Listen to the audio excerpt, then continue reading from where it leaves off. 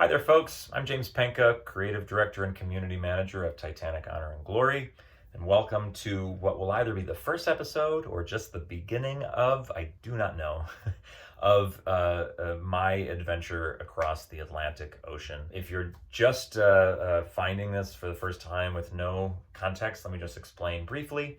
While I work for a Titanic video game, I am working on a cruise ship.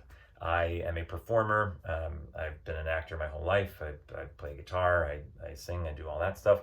And so cruise ships often employ entertainers, and that's what I'm doing for the next few months. We've been on the ship for a month. We've been going down to the Bahamas and Bermuda. It's been lovely. But a big reason why I wanted this contract in particular was because I knew on April 24th, I would be sailing across the Atlantic Ocean. As a massive, massive Titanic fan, such as myself, I've been studying the disaster my entire life, and it has consumed my life in a great way. It's one of my great passions, and I owe it quite a lot. So to be going across the Atlantic Ocean, to be sailing near-ish the wreck, we will be going to Belfast, we're going to Halifax, we're going to Southampton, we're going to all of these places that have massive, massive Titanic history in them. And I've never been to any of them. In fact, I've never left North America. It's going to be quite the adventure for me. And I thought, why not film a little bit of it and talk a little bit about it and have you guys join me for it. So just to start from the beginning, today I spent the day with my wife and my dog in our apartment, sort of my last day in the city for a couple months. I got an Uber down to Pier 88, where our ship is docked, and got aboard. We did some pre-voyage meetings that we usually do. And then I did what I do every time we sail out of New York. And I went on deck with my trusty binoculars, a gift from my wife. Very, very awesome gift. Went on deck with my binoculars, bundled up because it was quite cold, and watched the city go by. So we pull out of Pier 88, and the ship slowly rotates till it's pointing south, and then it heads down the river, and Manhattan passes by on the port side. And I pick a little spot on deck 7 on the port side, and I watch the city go by. And the cool thing is, get to go by the Empire State Building and all that. But once you get down far enough, you pass 2 major Titanic locations.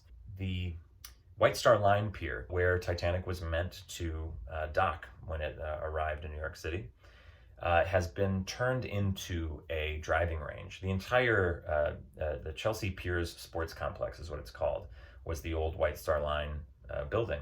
Over the years, all of these massive, massive ship terminals have become underused because no one takes ships as much anymore. And they have all been converted into other things or demolished. The one thing that's kind of nice about the driving range is it's such a tall structure, the netting, that you can see it from almost anywhere along Manhattan. You can see it from Pier 88 when we pull out, and you can see it when you're quite far away from Manhattan. So you always have kind of a frame of reference of where that pier is. Then a couple piers beyond is Pier 54. And that is the Cunard Pier. That is where the Carpathia dropped off Titanic survivors. It's also where the Lusitania left on its voyage, where it would be sunk by the Germans. So you go by Pier 54, which has since been demolished to be replaced by this park, this city park called the Little Island. And I remember being upset about it at the time because it looked kind of ugly in the concept drawings. I have been on the Little Island. I went a couple weeks ago for the first time because it finally opened. It's been under construction forever.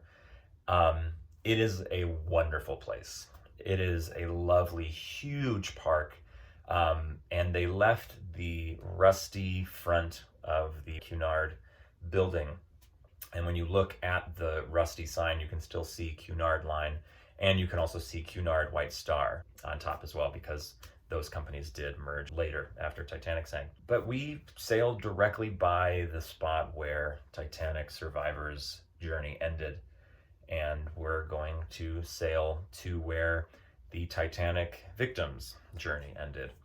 We are currently bound for Halifax, Nova Scotia, where the bodies that were recovered from the ocean following the disaster, they were all taken to Halifax. And there's quite a few hundred graves in a cemetery in Halifax that I've always wanted to visit to pay my respects, and I'm going to do that in a couple days. Fingers crossed. There's a lot of issues with COVID, and will they let crew off on certain ports? We haven't gotten the word yet if we're allowed off in Halifax, so fingers crossed that we will be able to, that I will be able to go visit this cemetery and hopefully film a little bit of it, and get my reaction to you all. But after Halifax, we head over to Belfast and to a bunch of great cities with obvious Titanic connections. But that's sort of the beginning of our journey. We've left New York City. We sailed out on it was cold, but it was a beautiful day. The sun was shining, and we are well on our way. So, reporting from the Atlantic Ocean, my name is James Penca. I will see you next time. Hopefully, we'll be in Halifax, Nova Scotia. See you there.